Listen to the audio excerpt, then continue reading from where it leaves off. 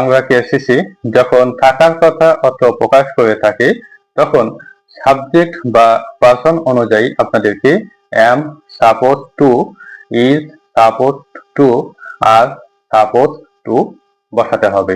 তবে একটা বিষয় মাথায় রাখবেন, টু এর পরে কিন্তু থাকা অর্থে বি বসাতে হবে। আমি 5টি ইম্পর্টেন্ট বাক্য আপনাদেরকে বলবো। এই 5টি ইম্পর্টেন্ট বাক্য যদি আপনারা আয়ত্ত করতে পারেন তবে যত ধরনের বাক্য আছে আপনারা নিজেরাই করতে পারবেন। আমার হাসপাতালে থাকার কথা, I am supposed to be at hospital.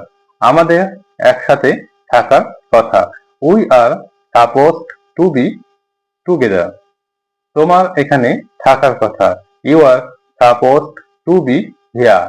তার বাড়িতে থাকার কথা, he or she is supposed to be at home. Mamun স্কুলে থাকার কথা, Mamun is supposed to be at school. Thank you.